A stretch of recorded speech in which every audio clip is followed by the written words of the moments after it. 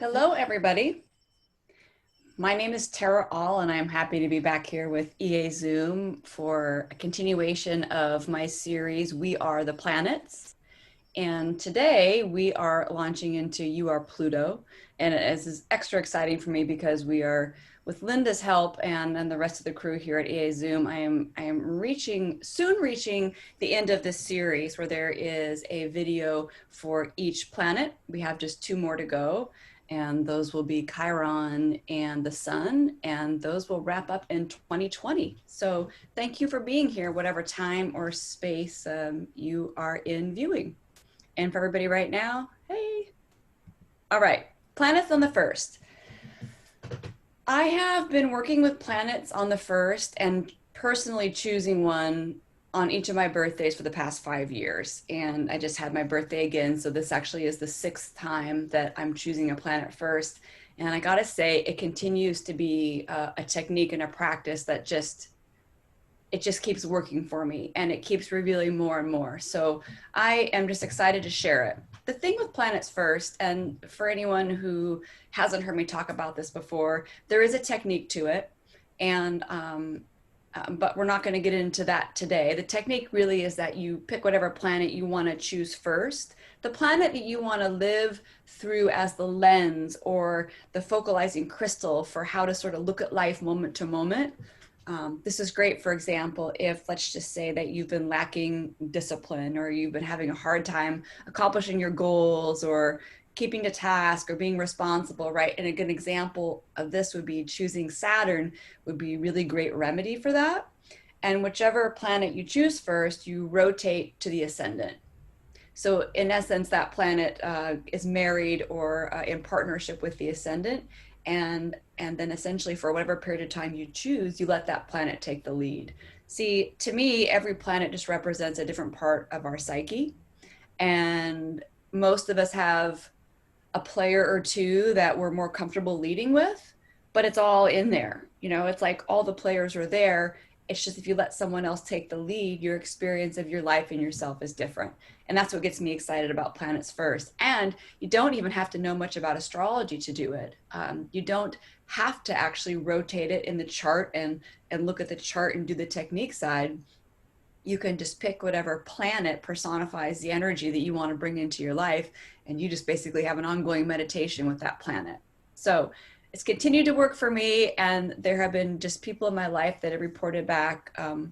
One astrologer, her name is Miss Chartreuse, she after she started living Venus first, now her whole business is the Venus Academy. So it's an example of where you sometimes just don't know, like something comes out and all of a sudden you realize, you know, there's like almost a superpower there that you didn't recognize, or just a whole different face to something that you didn't recognize.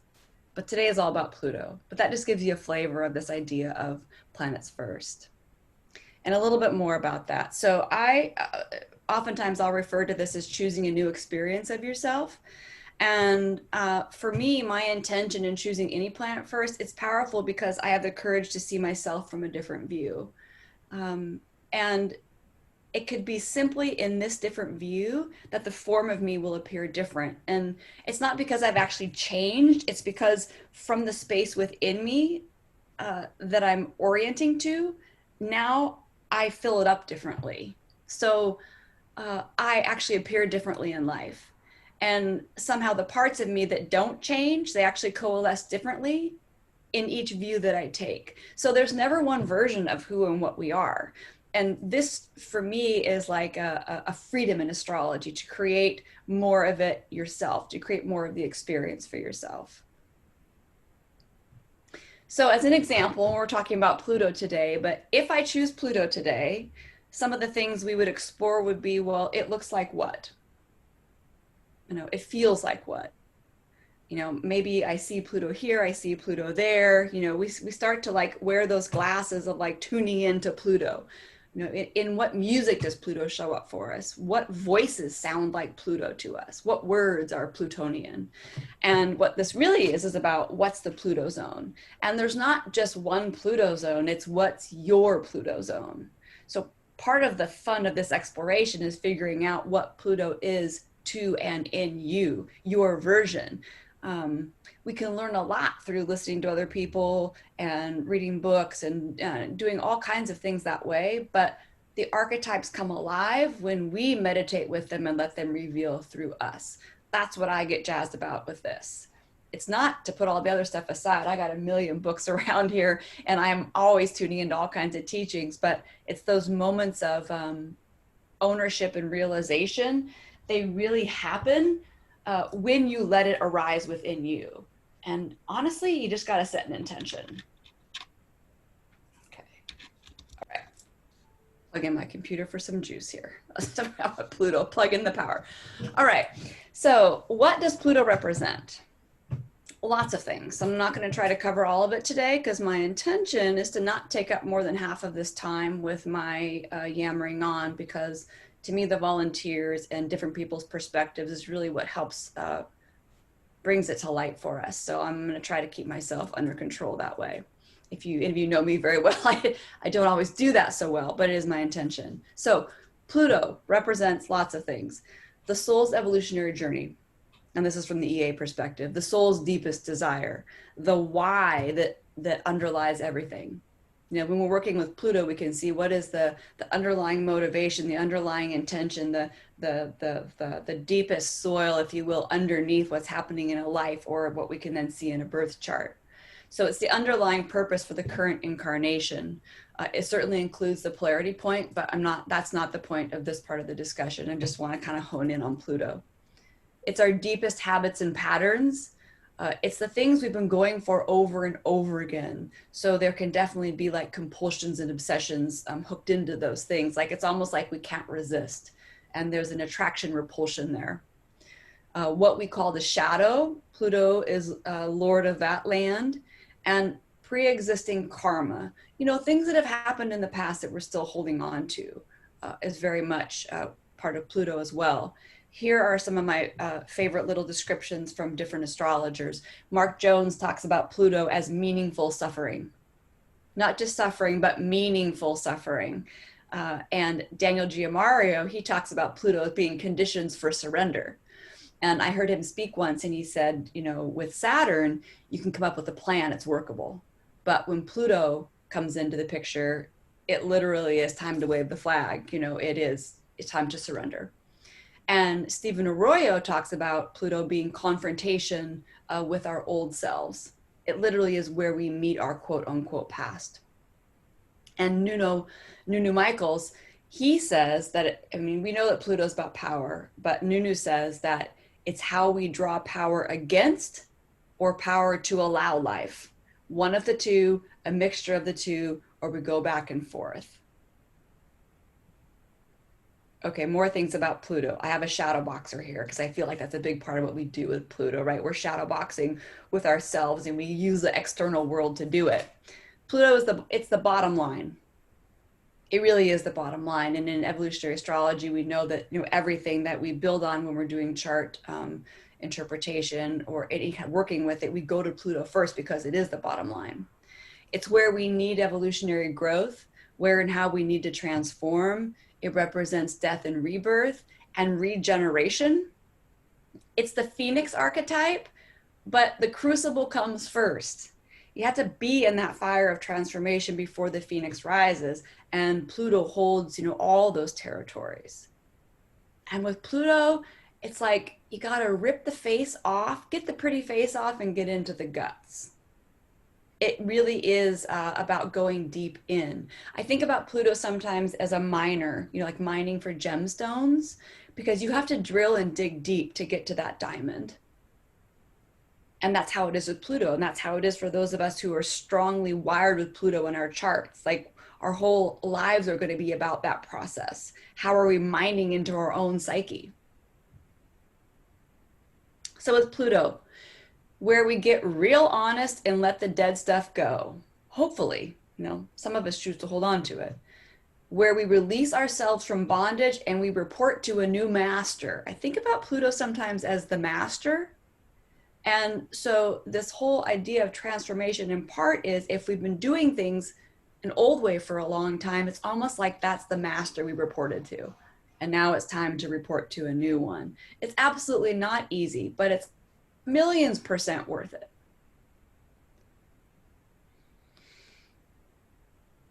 So Pluto represents your greatest power source. And where it sits in the chart and anything it touches, it amplifies and intensifies. And again, the rest of the chart builds on this bottom line. But it's raw energy, but you can refine it for use. That's up to you. The Pluto in each of us, the Pluto in you, seeks to power you up to, and here I have a fill in the blank here because everyone's personal. The Pluto in you seeks to power you up to do whatever it is in response to your old karma. This can be positive or negative karma, however we perceive it. And that old karma stems from the prior Pluto house, right? But Pluto, let's just say you have Pluto in the first house. Pluto would seek to power you up to stand up for yourself, to be independent, to be your own champion, to lead your own life. And so for all of us, we can, fill in the blank with those signatures. The whole point here is empowerment. But to be empowered, we generally have to get uncomfortable enough to want to do something different. That's part of Pluto too. So this idea of Pluto helps us break through. Pluto is a necessary boost, literally. It's like this huge supercharged boost of energy to overcome something from the preceding archetype. So if you have Pluto in the 6th house, you're trying to overcome something that actually originated from the 5th house experiences before. And this idea of this boost is trying to boost the life force to go through evolutionary boundaries, literally to break through evolutionary boundaries into new territory. It's interesting, Pluto is a slow mover. It was the first of the trans-Neptunian objects to be discovered, and Pluto has a 248-year orbit. What's interesting, and what everyone doesn't know, well, most of us know that Pluto is outside of Neptune because it's in the Kuiper belt. It's in these trans-Neptunian objects. But what not everyone knows is that for 20 years of Pluto's 248-year orbit, it actually comes inside Neptune. For those 20 years, it's closer to the sun than Neptune is. And this is one of the reasons why we look at it as awareness of unconsciousness. Right? It is literally like crossing that bridge between bringing unconsciousness into consciousness. So it also represents bringing the shadow into the light, right? These ideas of this whole, and during that time, actually, when Pluto was discovered, that's when unconsciousness was a very big topic. Depth psychology was getting big. Carl Jung was doing a lot of his work. So you can see how the timing of those really work together. All right. Pluto representing the soul. Here's where it starts to get good. Deep soul threatens the ego, and rightfully so, because our egos will do whatever it takes to stay the same. And the ego tries to trick you into believing that your safety lies with it, which really is in repeating history, right? And this is in part because from the ego's perspective, it knows it was able to survive whatever it's gone through, no matter how crappy that situation is, but it knows it's survived. It doesn't know if it can survive something different, right? So Pluto is the invitation to literally enter this new evolutionary frontier, and the ego doesn't know what'll happen there. So it doesn't want to go. And the ego, the truth is, it's very reasonable that the ego doesn't like this soul's evolution, because the ego actually is not going to go on. It's not the part of us that continues. We literally made that part of ourselves up. So it legitimately has a fear of annihilation. This deep soul activity is always threatening to the ego. Evolution, which is a good word to describe Pluto, is matter moving into spirit. And as matter moves into spirit, the ego will be left behind. Now, the true self isn't bound by the ego, but the ego is part of our human evolution. So I don't say any of this to say, to negate the ego, or to say that we forget the ego, or to just transcend the ego. That's not the point at all. We wouldn't be our separate, unique self without it. But my point here is that it's not the part that continues. And so change is going to be threatening to something that actually won't be eternal. So when you choose your soul first, in other words, choosing Pluto first, The ego hates it, but once you see through those ego illusions and all those false beliefs attached to it, they don't hold power over you anymore. And that's when you really have room to do that deep growth. So Pluto first is a very psychological lens. It's almost like a laser. Same with Scorpio energy too, right? It's like a laser focus. It lasers into things. So when you're choosing, or if you decide to choose Pluto first, or even just even thinking about it, it's about looking to the truth and trying to understand on some level. And it's about being honest where you are right now. You know, Pluto is not about spiritual bypass. Pluto is about dig in and get dirty now with what's happening here. And we can always count on the past showing up. That's a guarantee. That's why working with the South Node is so easy, because the South Node, we're going to meet our past all the time, but growth potential is optional.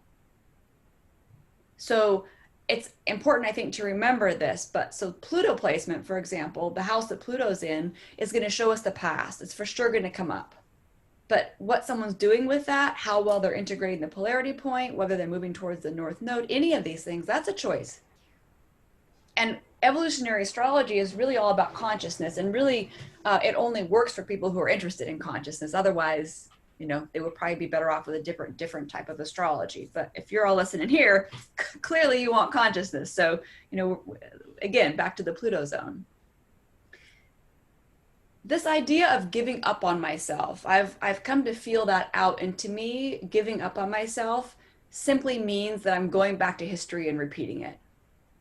And Pluto is an invitation to give in to doing something with my potential now. And so for me, that's the evolutionary impulse of Pluto. Not just to go back and repeat something, but to literally transform into something new. Okay, Pluto first questions. Here's the thing, with any planet you choose first, you can, and I have on my website, I have a lot of free tools. There's free tools for questions for different planets, or you make them up for yourself. But one of the things with choosing a planet first is, as you approach kind of each moment, you can sort of think about what questions you might be asking from the perspective of that planet. So for Pluto, when do I feel most empowered? Also, when do I feel most powerless? Those are just good, juicy things to start with, and they'll kind of take you right into the Pluto zone. Am I comfortable confronting the deep and dark parts of myself? What about with other people? Again, it doesn't matter how you answer the question, it's exploring them that takes you into the Pluto space. And am I aware of and honest about my obsessions and my emotional attachments? Because to really get into this Pluto space, you know, you've got to be willing to look at the dirty laundry and everything in the closet and under the bed and every other metaphor we can think about. How do I deal with endings and major change? Right? Because Pluto's all about that. If you hold on for dear life and don't like things to change, that's a juicy area for you. That's like the learning zone. And it doesn't even mean you have to do something about it. Just being there and feeling it, that's part of this idea of planets first. How does it feel if I look at that first in my day or in my moment? Versus choosing a Venus first and really just look at, you know, having, you know, being with my friends and enjoying aesthetic things. I'm not trying to minimize Venus. Venus goes much deeper than that. But I'm just saying that general approach, Venus first, is so different than Pluto first. Pluto is not so much worried about keeping calm, you know, whereas Venus would be. And then, am I willing to accept death as part of life? And will I release control? Or where am I not willing to release control? Where am I a control freak? These are perfect questions for Pluto. So, Pluto, the living and breathing example of change. So what does this mean for those of us who are super Plutonian? So I have Pluto on the descendant, which means, and it's square my Venus and it's square my Mercury. So like, I just go about every minute of my life doing the Pluto thing. I don't know any other way, right? That's just me. So like for our volunteers, they probably have similar experiences. Any of you that have strong Pluto places in your chart, this is just what you do. And what can happen with this energy, especially we're not always aware as the person living it, how intense it really is, how it really shows up in a room, how it shows up in other people's lives. Because here's the thing, The Pluto kind of change can scare, upset, attract, challenge, and anger other people because it gives them just two choices when you change. And us Pluto people, we're changing. Like that's what we're doing. So two choices. One, they can change in some way to continue your relationship. Two, they can end your relationship and find someone else to play your old role. There's no in between with Pluto because the Pluto person is going to go on with their changes. And so this can be a super powerful catalyst to people around you, but be aware that it's not always comfortable. And some people will want nothing to do with it. But you can't like interact with a Pluto person without being transformed. It's impossible. It's like what's what you're here to do for yourself first, but it's from the inside out, right? Then lends itself to life around you, and people will be attracted to you for that medicine. It's just not always comfortable medicine, really. Or some people, will maybe just like totally like eat it up, but that can be more of an addiction to something seeming more powerful than them actually owning their own power, and that's another side of this energy. So here's kind of the thing.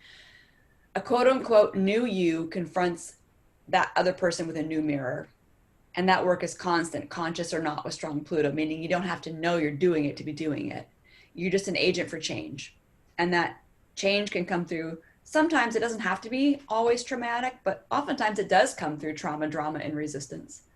That's kind of part of the nature of Pluto. And as we know, what you resist persists. So the more that we hunker down and that we, push against something, the more we guarantee we're going to invite those experiences. And keep in mind that if you have strong Pluto, people will be attracted to you that same way. And they may have very strong feelings about you as they work out their own dynamics. So with Pluto work, having some objectivity and not taking things too personally is important. Like you got to go below the surface. Pluto is an under the surface job. If you just stay on the tip, Mark Jones talks about how Pluto is the deep wave underneath and the tip of the wave is the moon. If you just ride bouncing up on top, it's very, very difficult because life will just feel like it's always coming at you. You won't have that moment of clarity to get with the wave. And Pluto is that wave. Okay. You are your DNA, right? Pluto is literally linked to evolution, as I was talking about. But your DNA, it's literally changing as you adapt.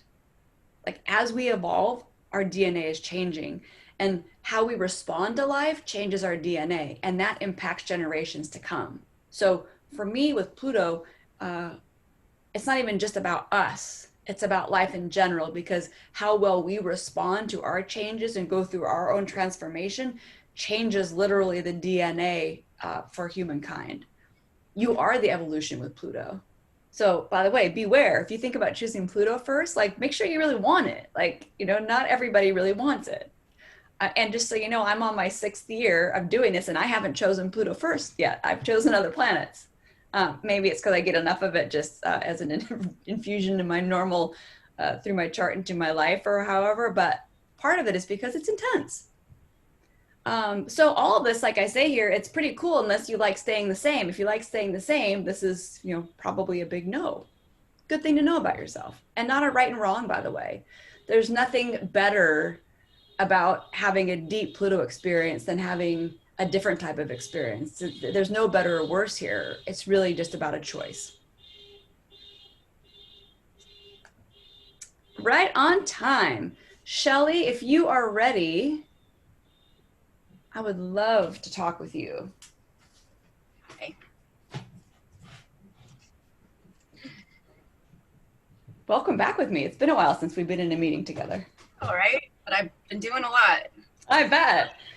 So I think for everybody, my big question, and we do have a nice chunk of time. So what I would love is if you could share for us, Shelley, some of your experiences that really demonstrate or reflect this sort of Pluto energy that I've been talking about to start with, because real life examples to me are the best. This is how it's showing up in your life, or this is how it looks. And then step 2, which I can remind you if you forget, is I'd like to talk about how you're sort of balancing that. because I feel like, and by the way, all three volunteers have like really like, I mean, good, intense Pluto energy. And a lot of it also linked with Scorpio and eighth house. So like one of my notes as I was like looking at these, I put all three volunteers are headed to Venus land. Like, so like probably this talk should be about Venus first for all three of you, because that is probably a choice. But I'm saying also to actually change or transform something, you got to be intimate with it. So you got to first deep get into this. And Shelley, I know you have just a wealth of experience that you could share. So if you would. Well, oddly enough, I don't have a choice about Pluto in the first because in my solar return chart for this year, Pluto is right smack on my ascendant, like by half a degree. So yay, that was May 3rd was my birthday. So I knew before I even did that lots of transformation was inevitable this year after a ton of shadow work and counseling and other things, just recovering from a lot of trauma and other stuff. But one of the biggest things that I think, two things, is that I have Pluto opposite the moon, Pluto in the fifth house, and Pluto square Venus. And a lot of the inner child shadow work that I've had to do is because of a very difficult relationship I had with my parents, especially my mom. And in looking at Pluto in the fifth house and kind of the need for attention, kind of like a small child, wanting to be the star or to get recognition, that tends to be this underlying driving force for people with Pluto in the fifth house. And I was the oldest of 6 children that were born all in one big cluster. And I never got attention. I was the one that babysat. I was the one that my parents depended on to handle stuff, where my grandmother would always tell me back then, it was so unfair with my childhood because I never really had one. I was expected to be the adult and to help my mom because she just had no idea how to manage all the chaos with that many kids. And so I grew up, now I know this. I mean, all this obviously was kind of unconscious at the time, but just with a chip on my shoulder, feeling slighted and, like I didn't matter. And it carried through in my adult life up until I dealt with a lot of this, that's how I became a codependent people pleaser. And I end up being, attracted to people that have kind of that stronger, more narcissistic or whatever, just kind of that strong Leo energy, because it's what my soul needs to grow. Is to learn more of that, but then I end up doing it wrong and being a people pleaser and codependent and all that. So the Venus square Pluto was, I think, just, I wrote it down, I grew up feeling unloved and rejected as a child. And that's one of the things with that square. But what's interesting is my mom also had that. And my mom also had not Pluto opposite the moon like me, but Pluto square the moon. So she had her own issues that, me as her first child, she was not emotionally equipped to deal with stuff. And on top of that, one thing I'm looking into is that my south node is directly on top of my mom's moon in Scorpio. And Shelley, we didn't mention about your south nodes in Scorpio. So that in the sixth house. So this pulp, it just comes right back to Pluto. So and my mother passed away in January 2018, and it was a sudden thing. She got sick, and within 2 days she died. And a lot of this stuff, I mean, I just kind of ignored my mom. She was kind of toxic for me, and feeling like when I was in therapy, I'm like, I don't need to deal with toxic people, even when they're in my family. And just learning how to set those strong emotional boundaries. I never had anybody teach me how to do that, or, so all this was a process of going through therapy and realizing, what is it that I'm doing that's bringing all this pain in my life, and how can I change it? And so astrology, huge. I mean, thank you. You're the one that invited me to this group, and I loved it. I've watched so many of the videos from the past and participated in other webinars, just because this has helped me so much just to dive in deep to who I am really, and what I need, what I didn't get, what needs I didn't get met as a child, and how to fulfill those needs. And one of the most profound experiences that I had recently was I actually went to a shaman retreat and was able to use DMT. And I did a lot of preparation with, reading a lot and having a solid intentions going into it.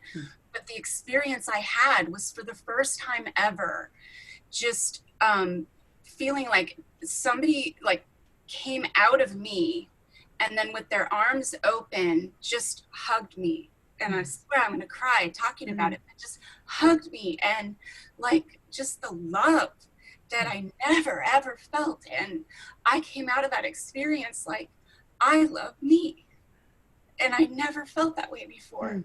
And it totally changed my life. So, and this was right after my birthday. And so I just feel like I've been able to go into all this Pluto work more, just diving deep with that sense of I love myself, and it doesn't matter if anybody else doesn't love me. It doesn't matter if my parents didn't love me enough as a child. I love me. And that was huge. That was beautiful. So. And Shelley, so I heard a couple of things I heard underneath the words. One is like, so when I was talking about how with Pluto, like it is a psychological planet. So, and there are so many things about ourselves we can't put into words. So I'm offer this here first. But what I've heard you describe here about your exploration with astrology, psychological astrology, these different things, is it's helping you to give some understanding to yourself, right? That Pluto need to kind of understand on some level why, like it helps. It's like our way of giving ourselves therapy. And that's sounds like one of the most loving things that you've done for yourself. And on top of that, you brought up a good point that I forgot to mention, because you were talking about the lack of love with Pluto in the 5th house. Pluto always carries a lack signature. I just forgot to mention that. So wherever Pluto is, there's a deep, deep sense that there's something lacking, and we will do anything to fill it. And the ways that we go about filling it, so they're not always constructive, right? So and especially take a Pluto in the 5th house conjunct Uranus square Venus, we can try to go through relationships and fill it, but choosing people that don't have the capacity, right? So we kind of replay out old dynamics is common. So there's nothing better for any Leo or 5th house signature to come to that moment of realizing I love myself so much, nothing else matters. Like, because once you're at that place, one, that the medicine you have to share with anybody else is like off the chart amazing, but nothing will ever be the same again. So it was you did such a nice job of describing that 5th house. And to me, one of the ways that it can really, really shine. And then this allows you actually to go do your 11th house, which lets you have objectivity, lets you actually be of service in a greater way and do it your own way and not have those attachments. So the freedom that you like give yourself through actually kind of getting more into the 5th house first, then actually lets you move beyond it.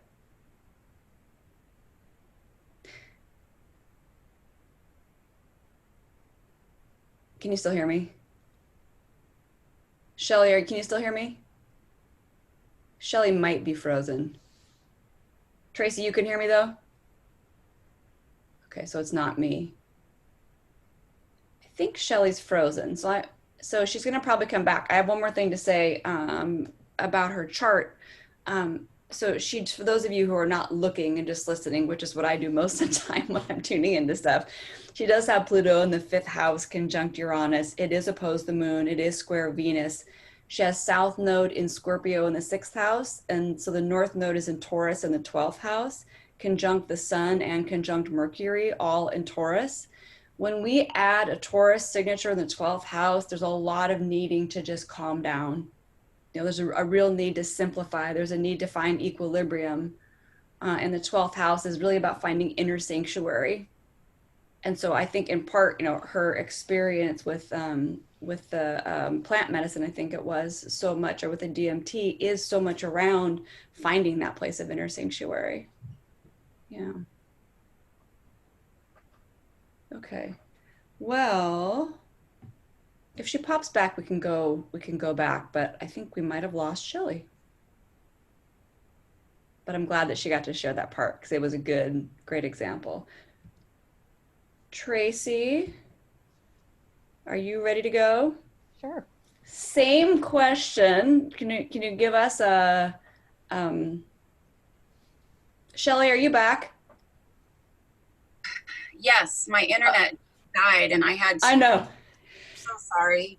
No worries. No, I just don't know how much you heard of what I was saying, but you probably already know. I was just describing what a lovely example it was of, coming back to the heart of the fifth house to like really find that self-love so you then can move over and do your work in the 11th house with more objectivity. But the last thing I left it at was how, let me go back here, with your North Node in Taurus in the 12th house, and especially conjunct the Sun and Mercury, that signature is so much about finding inner sanctuary, so much about finding calm, so much about finding equilibrium, so much about not being super intense, and the 12th house being, a spiritual path. So I know that those are all parts of what and who you are, but it's so nice to hear how you keep on having, more experiences of not just leaving the fifth house behind, but even more and more integrating it. Because for me, it's never about leaving one part of the signature behind. It's always about the integration. Yeah, and I have been in my own apartment living by myself for the past year for the first time in my life. I have never, ever lived by myself.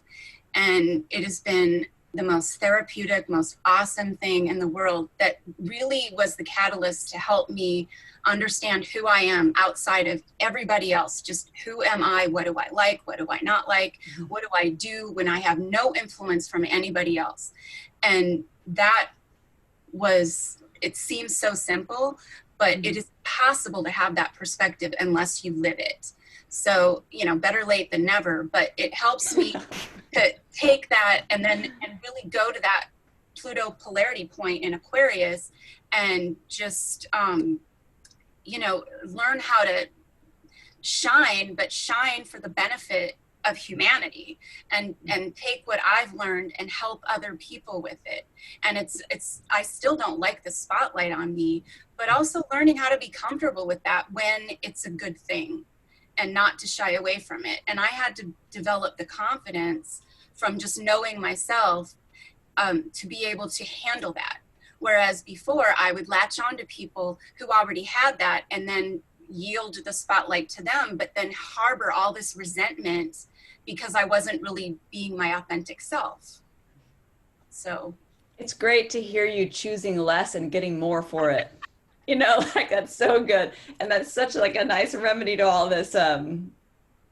Just like, I know you a little bit too, like, a lot of intensity, like a lot of intensity. And so to hear, so for me, it's so profound to hear you speak of something simple from a space of like really owning it. It's really beautiful. Yeah. thank you. Well, thank you because you introduced me to a lot of this and God help me if I wouldn't have listened. Well, I can't help it. Like astrology's been such an amazing thing for me. And I do it for me. It's a great byproduct to share it. But ultimately, like I do it because it's so good for me too. So Yeah, thank you. awesome. Thank you, Shelley. Okay, Tracy, sorry to jump around, No problem. but it's all you now. Well, I am definitely one of those Plutonian people that doesn't know what it's like outside of Pluto. I have very little life experience that isn't Plutonian. I've definitely lived many years of the shadow sides, of the obsessions, of the burning of the bridges, and all the, the self-destructive tendencies for sure. Tracy, before you start, let's just tell people who are listening, you have Pluto literally on the ascendant. Right. It's like her ascendant is 3 degrees Scorpio, 25 minutes, and Pluto is 3 degrees Scorpio, 37 minutes. And you've got, let's just for people not watching, South Node is also in Scorpio, along with Pluto in the first house. They're not conjunct, but they're in this both in the first house. And then North Node is in Taurus in the seventh house, just to give people a flavor. And you've got Pluto is square Mars. Yep, so that's a good, and another Pluto opposed moon. What's a it's a moon it's a moon Pluto party today for sure. Yeah. Okay, all right, please continue.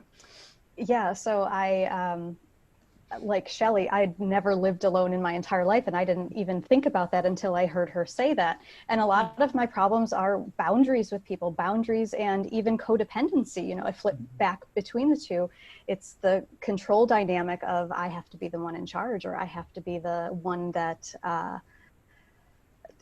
what is even a stronger word for control? You know, I have to be the reigning supreme. I have to almost dehumanize in order to, you know, and it's not a very outward big expression. It's very psychological.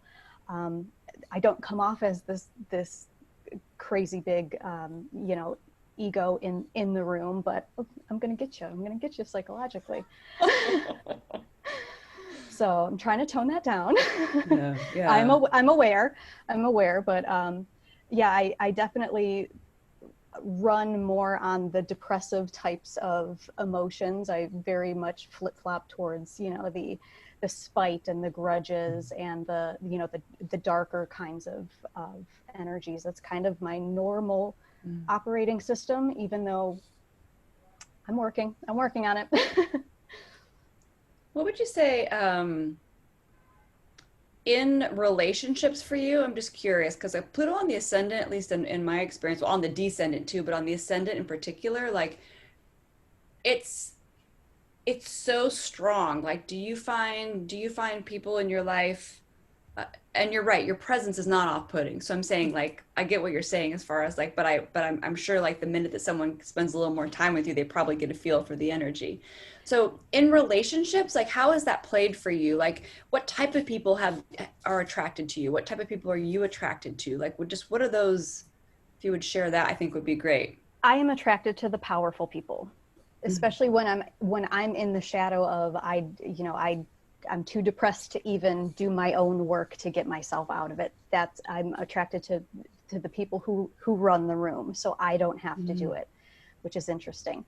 I do find a lot of people come to me and I just feel they draw, they just pull, they just, you know, they're vampiric. And if I don't have my boundaries, or if I'm not aware of it, or if I'm, you know, I feel like I could be very taken advantage of. I do feel in relationships, though, I am just a little bit overbearing. I am the one that kind of runs the show and gets, you know, changes the group dynamic to my liking. Everybody kind of follows suit. And I don't love that about myself, because there are times where I would like to have somebody else lead. I'm not a comfortable leader, but at the same time, they're not going deep enough. They're not doing enough. They're not, you know, so I have to jump in there. Well, but what happens? So you're attracted to a super powerful person, but then you want to be in control. So like that's the part that I'm like, ooh, like I wish I could just watch. I wish we had like a little video where we could like watch, you know, as you like attract that person, but then at the same time you want to be in charge. So that's got to be interesting for sure, and probably for the person that gets that joins the party too. So outwardly, socially, I want somebody else in control, but you know, in the home, in the dynamic, I'm the one that runs it. Yeah. Got it. And what are some things that you do to kind of maybe balance that intensity, or to like to find a more simplified way of being? Because with especially, you know, with Pluto in the first, I mean, we're looking at the seventh house polarity plus the North Node is there in Taurus. So like, tell us how you do your Venus while you know Pluto is screaming in your ear or whatever. I'm learning, and the best that I can come up with so far is really the overwhelming sensory type experiences. You know, the Pluto psychology is so heavy that everything else in life feels so subtle. So to try to balance that with the Taurus, I try to overdo the you know, the food, the smells, the very, you know, very typical sensory things, change of scenery. How am I actually feeling? Do I need, if I'm insecure, do I need to cover up? If I'm out, just playing with materials. How do you feel like, is it comfortable for you if like kind of nothing's going on, there's no problems, just sort of calm? Like, is that comfortable for you or is that uncomfortable for you? I don't know how to answer that because there's always something going on internally, and I don't have a lot of things. I don't have these big traumatic experiences in life that I can say I've, had deaths, I've had births, I've had, these events, but internally, psychological events, sure. I'm the one that creates my own drama. Because with this energy, oftentimes what happens is that the people, well, I mean, I'm including myself in this, like we're actually more comfortable with the problem to work on than not having one. And so therefore, if all of a sudden there was nothing for me to do but just sort of chill out and enjoy myself, I mean, we can laugh, but for some people that literally feels frightening, like that they don't know what to do with themselves in that space. So I was just curious if you had any, I'm always in my space. I'm always, I'm always internalized. I'm always working on something. So it's not comfortable or uncomfortable. It just kind of is what you do. Yeah. What advice would you give if let's just say, because everybody here is like really super strong Pluto. What about for someone who's not and they're thinking of choosing living it first? What advice would you give as far as, like maybe what are some of the best ways to ease yourself in, or best ways to actually like bring that more of that Pluto energy into your life? I know for you may need to counterbalance, but think about someone who actually wants more of what you are living all the time. I would say just keep asking yourself why you're doing this. Why, all the layers of why, and get down to the root. And that's, a problem that I have socially with people. I'm like, well, why did you choose to do that? And they say, well, I just wanted to. And I was like, want? I don't understand. You just like something? I don't, and so that could be very exhausting for someone to, why are you doing this? Why? But, just getting a deeper sense of self and self-discovery and self, deconstruction even. For me, it's fun. I love it, but this is who I am. So That's great advice. Like it's as simple as just why. Really, I get it. No, I'm with you. And why is a word I use a lot of times to describe like the Scorpio archetype too. There's that deep need to know why. Right. Always why, always what's underneath. What's the real motivation, Because here's the thing, like if you just ride life on the surface all the time, oftentimes like you don't get to what's really going on. So I think like you were saying is when you ask yourself why, you can literally uncover things that seem to have nothing to do with what's underneath, but then all of a sudden you start to put the pieces together. So yeah, you're right. If you want to go deeper, why is a good question. Challenge yourself to actually honestly answer it too. Right. For example, let's just say you're angry, always angry at your mom. Really ask the question why. Really go into why. Right. That's just an example. Anything else you can think of that would be? I would actually be open to how people are coming out of it. I've only had the experience of living in it and can only find reference points of people living in it. So to come out of it, I would love to see that perspective. But I'm just constantly feeling like death. I am cutting off dead parts of myself. And I wouldn't even know how to grow something new. Like it feels scary to be on that side. It feels scary to be that open, to be so control of your body and killing it off. And that's more comfortable for me.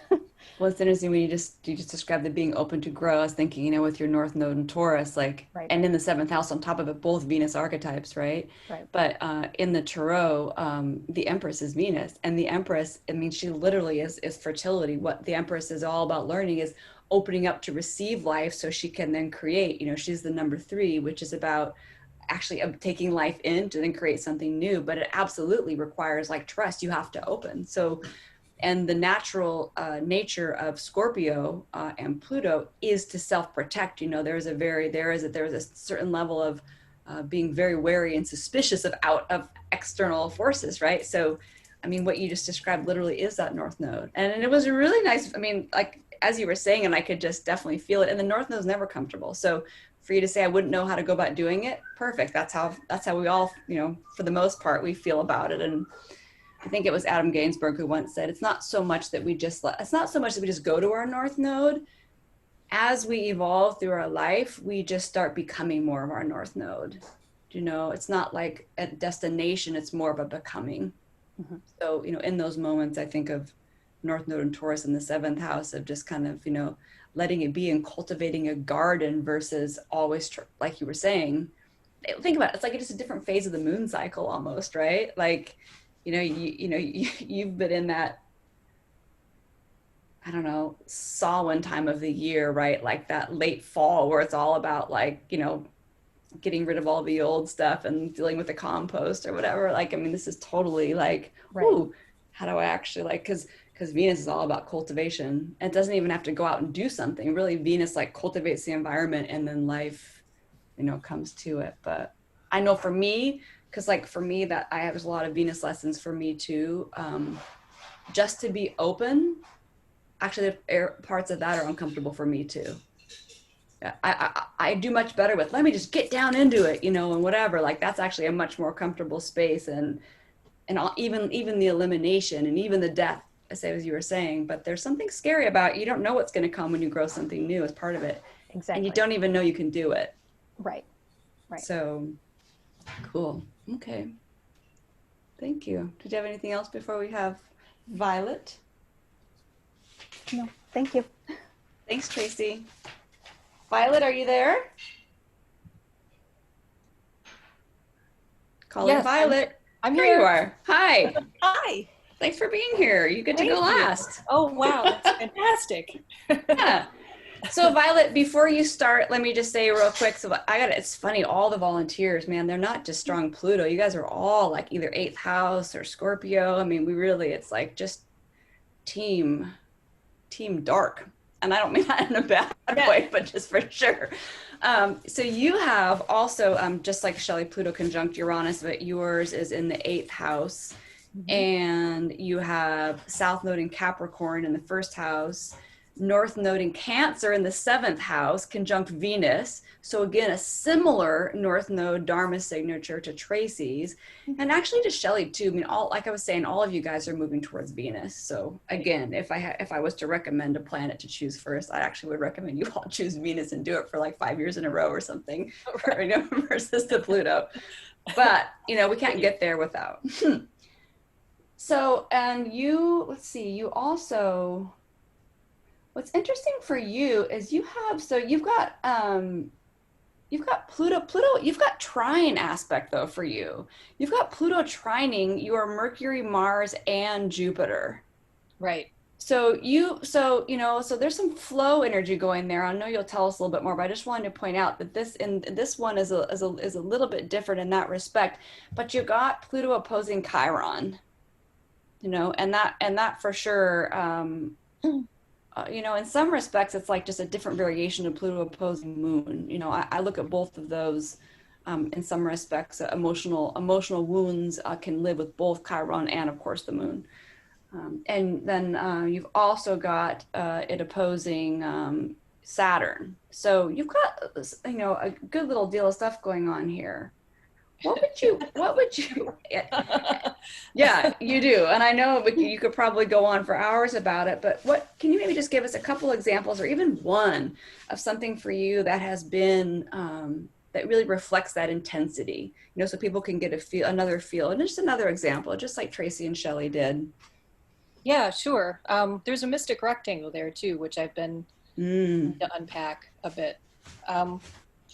I guess to understand my Pluto, I had to kind of look at one key contradiction within myself, that I kind of came into the world with 2 personalities. I mean, we all have all these different archetypes within us, right? And in my chart, there's Sagittarius and Taurus and Leo, and that's always pulling at each other. And I found a creative, revelations about that. And I love that in my chart. But the two personalities that are kind of always in contradiction are, one is that there's been this inner knowing that I've always had, and I imagine that's the eighth house Pluto going on, that really sees people's souls, their hurts, their intentions, their goodness, their darkness, their flaws. And even I've been able to, I mean, I've noticed throughout my life, I've known when people are pregnant before they do. I've seen their health problems before they know what they are. And it's almost like a, I don't know, it's a sentient thing. Like it's very clear. And even some world events sometimes, which really shook me up to have this kind of thing kind of in my field. And I've come to recognize that everybody has their own soul journey. But that's also made me really have to work on my own shadow. And then there's this other person who is like an innocent puppy that just wants to lick your face. And I believe love will cure anything, and that I can actually fix things with love and understanding. And what I've come to understand is, it's tough to define one Pluto moment, but I do kind of have one. Oh. It's been more like a virtual tsunami of Pluto moments in my life. That's a good description. Yeah. Yeah. I mean, if I pick one out, it's like a house of cards, and everything, crashes down. So, what I've learned is that I've had to get rid of some very deeply imposed beliefs. One of them is that I don't get to have joy. And if I do, I'll die or be killed. And if I use my gifts, I'll be rejected. So that's something that's come rather recently to an understanding, because I would run out in life like a dog with a gate open, and then all of a sudden, horrible trauma would happen and I'd be jerked back. And the other lesson is on the other side of that persona, is that that love only directed toward others and not to oneself doesn't work. You can't fix alcoholism, for instance, for someone, no matter how much you love them. You can't fix someone else's narcissism with a bunch of love. You can't look their face and have them care about other people. It's those have been some very, very difficult lessons for me to learn, but I think coming to that is starting to change. I've just went through a nodal return, so maybe that's part of that as well. And one of the things that I've gotten from one astrologer, I've only had my chart read once really well, and had an Akashic Records reading, and both of them said that I had to be selfish. And I'm like, and a friend of mine said, what does that mean to you? And I said, I was very confused. And I've been very confused about that message, because I see, if you're happy, I'm happy. If you're not happy, then I need to fix it. So now I come to understand that if you direct love towards yourself and your own soul, that's where the power is. That's where you find not only your uniqueness, but your divineness. And it's the paradox of finding that power through loss of power. And that sweet spot between those two things that's where you find yourself and your joy. And that's where your power lies. It's both in the understanding and the letting go. So my specific example is that I have almost lost my life a couple of times to complex infections due to Lyme disease. And it's something I was trying to keep a secret for a really, really long time, because doctors and people don't understand it. And it caused a lot of pain for me in the response to it. And it's like that in the Lyme community. I mean, there's a lot of people who are homeless. I was homeless for a while with it. And because as adults, people just don't get it. There's some people who really get it because they've had it in their lives, people that they love, and people who don't. And so in 2016, after a series of traumas, multiple infections took over, and I started losing my ability to walk, talk, eat, sleep.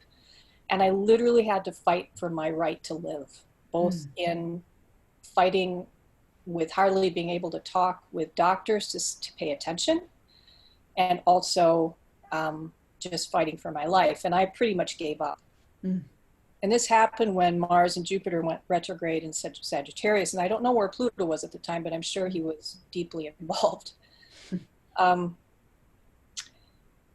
But I lost everything. And then out of nowhere, a friend who I've only known for a few years stepped up and ran a funding campaign for me and rushed me across the country to a doctor. And that's when the secret came out. I'd been covering it for a really long time. And when something like that happens, you find out it's humiliating. It's a humiliating experience to go through that. But what I found, that it didn't kill me. I mean, it didn't kill my soul at all. And what you also find out is who's in your corner and who isn't. What limits people have in helping you, what it's like to beg for help, what it's like to trust that the help is going to come, and what betrayals people are capable of. And it's been, when an immunologist told me that I had no more immune system left, like it had been devastated and I didn't have long to live, for instance, someone in my life who told me they loved me over and over again because I helped them so much, hung up on me when I told them this news and said, I don't want to deal with this. And they hung up. And it's really an amazing experience to have someone that you love and trust do that to you when you're going to die.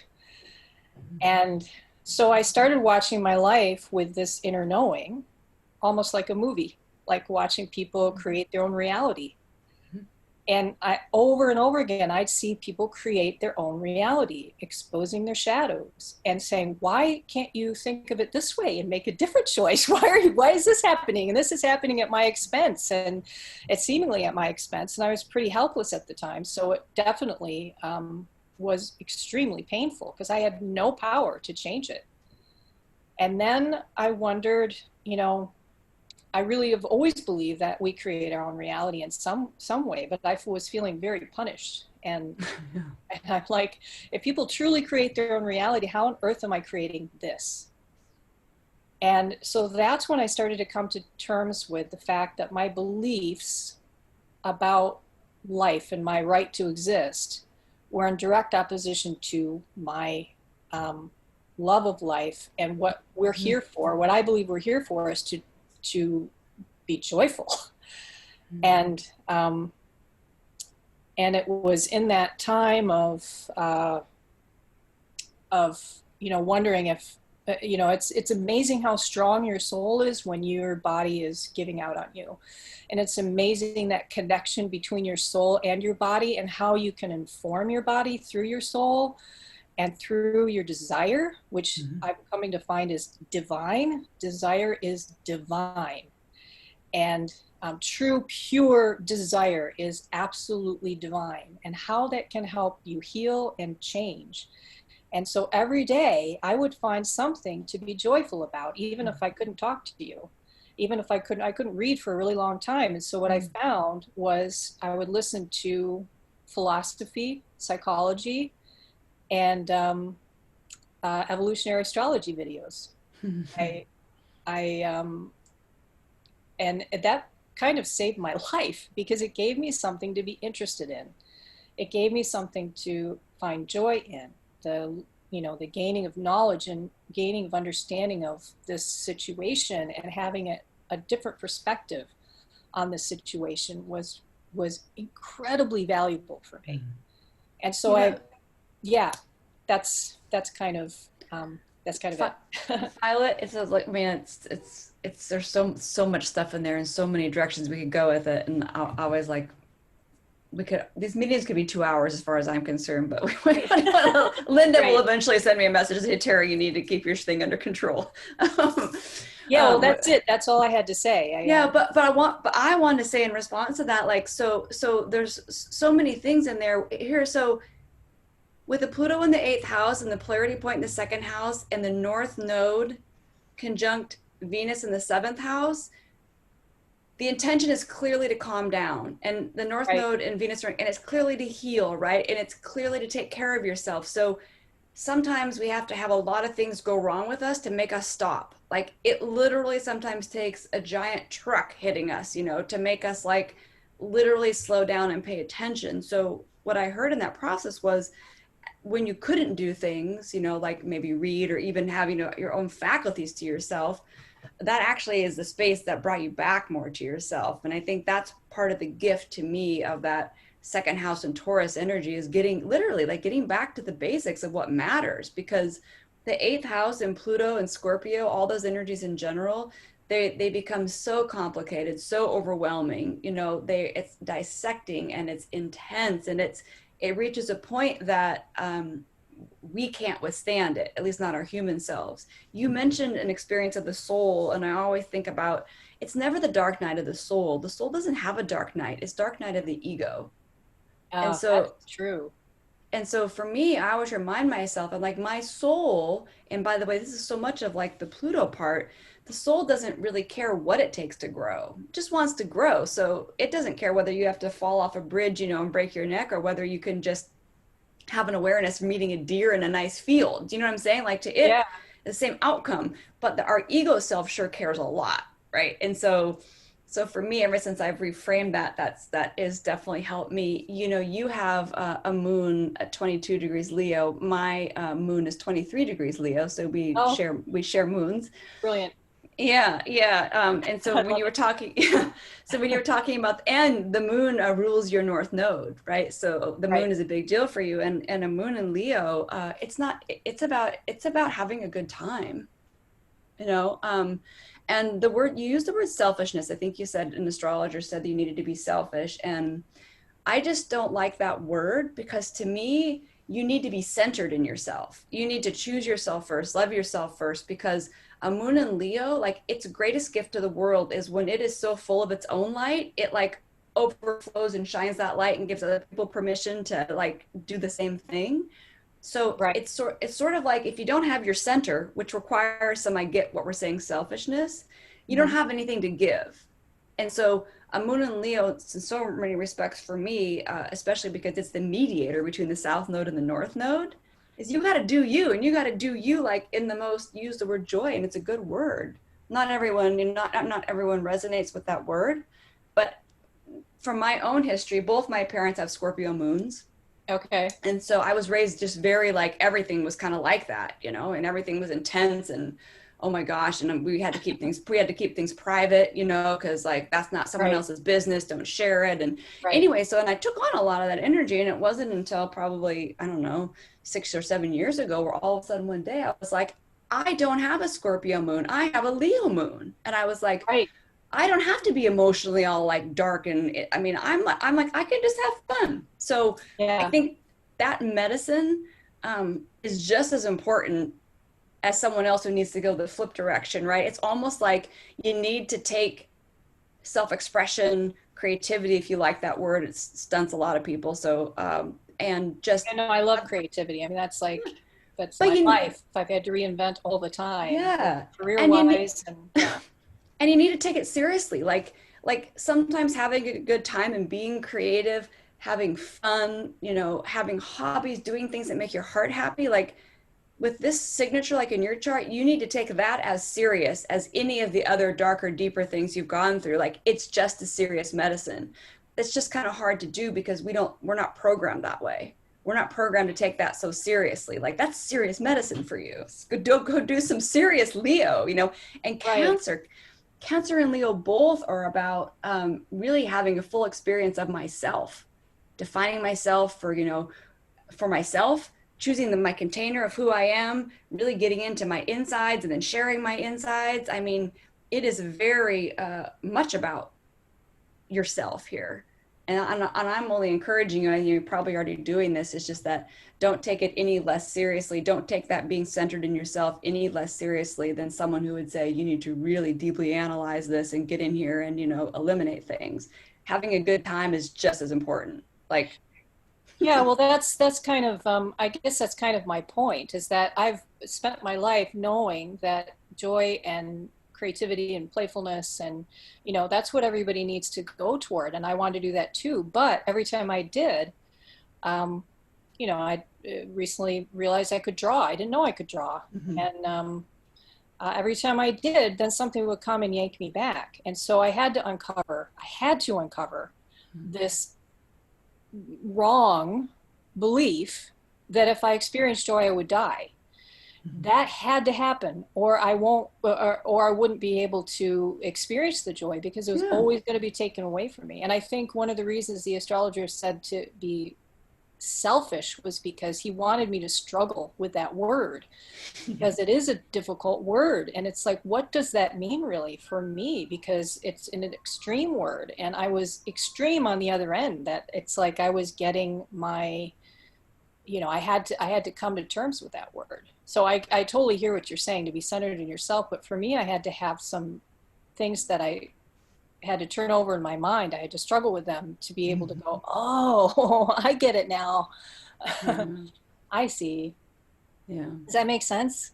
Oh, totally. Yeah. The North Node, your North Node and Venus, I mean, they're in the 7th house. So this is where I'm saying, so they're definitely relationship, and working and being in partnership with others is part of this too. But we can't meet people on equal ground until we've got a full self to give. And so, yeah, I 100% get it. Right. And any of us doing Cancer work, we're going back to ground zero with ourselves. Like that's the the arrow points, the arrow points back to me.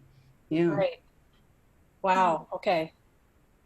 Yeah. Do you have anything else, Violet? I think we're at our end, and then we can see if there's any questions, or if Linda has anything that anybody has, or I think Olive's helping us out.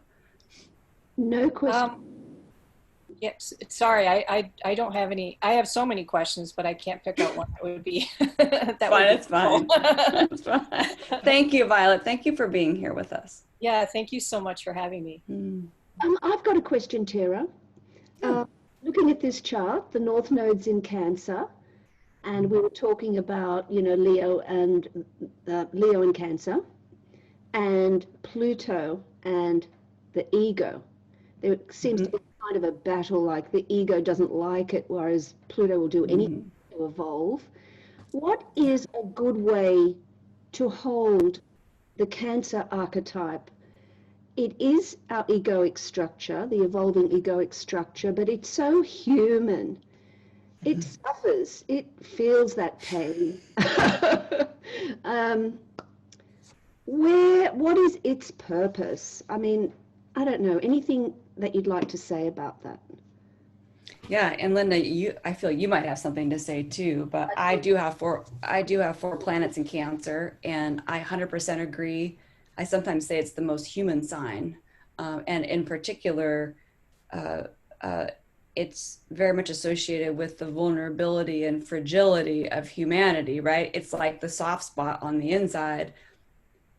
For me personally, a good way for me working with Cancer has been to honor all those soft spots of myself, while at the same time trying not to take things too personally. Because the thing about Cancer is really attached to the past. Cancer is like the most personal story we can ever think of.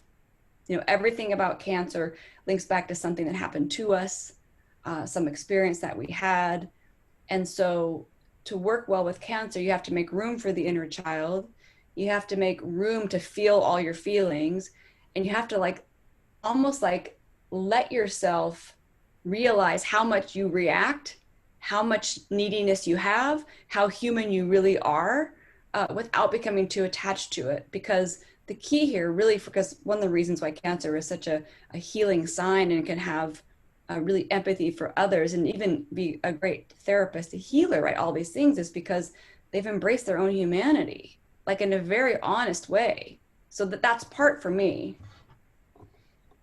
Yeah, that's great. What about when somebody is sulking for a very long time? Like, for example, myself, through a Pluto moon kind of thing, because Pluto was opposite my moon last year. And there is very much a kind of like a huge battle, and I'm sulking and I'm whinging and I can't get over it. Any advice? I mean, I think one thing that you can try is you can fully recognize, you can just own it. Like there's a difference between being, Adam Gainsbourg is one of my teachers, and he would talk about a difference between a victim and an empowered victim. And to be in any of those places, like if I know that I'm just pouting, if I know that I'm just, won't move out of that space, even just to say to myself, I'm choosing to stay right here, right? I'm choosing to stay in my Pluto moon. I'm not letting go. I'm reacting. I'm sulking. I'm whatever it is, because once you sort of own that space, but you keep doing your life anyway, you realize that it doesn't have the power to stop you from still doing good things. In other words, I can be in that Pluto moon space totally sulking, and I can still give a good Zoom meeting here with you. Do you know? And this is part of, I think, really developing that moon, anything with the ego, right? Moon Cancer, but anything with the ego is that you own where you're at with it, but you don't have to choose it. Like it doesn't have to be the main thing you choose. It doesn't have to stop you from doing other things. I think I'm going here because sometimes with the ego, we have this narrative. I know sometimes I have this narrative where I'll say, well, if I'm being super emotional, if I'm being super immature, if I'm being super needy, if I'm being, sulky, if I'm, whatever it is, when I have a lot of this going on with my Cancer Leo, I will say, well, then I really can't show up in a way that's helpful for others, right? Or if I'm in my needy space, how could I possibly, do this thing? And that's not true. The power of that Cancer Leo is you own it right there. I'm right in this space. I don't want to grow up this way, or I'm sulking around this, but you don't let that be the narrative of everything going on in your life. And then you can literally meet other people where they're at and they have more room. We are so fast to be like, oh, well, if I'm feeling angry, for example, then I tell myself, well, I must not be a kind person, right? Like we have this like dialogue going on. It's like, no, with Cancer, you got to give yourself room to feel and at the same time still live your life. Not easy. But to me, the answer is not saying, oh, I just got to get out of my rut. It's more like owning it. Yeah, I'm totally in a rut. Let me still get up and go to the gym, or let me still, answer the call from my friend. She needs me, or let me still pet my cat, while I'm in that, like your example, Pluto moon space. Yes, exactly. Well, that's exactly what I've been doing, but I just, this will be very beneficial for others to hear. I have to say, so that's really great. So, any more slides? No more slides. I can stop the share here. Oh, whoa. Once I can get to it. Okay. Any thoughts or questions from our audience? Tara, final thoughts? No, just I really want to, as always, Linda and Olive, thank you. Thanks for running the show. And you guys, Tracy and Violet and Shelley, thank you for being here. Like to talk about Pluto, it's like private stuff. So I really appreciate you showing up. I know it's helped me.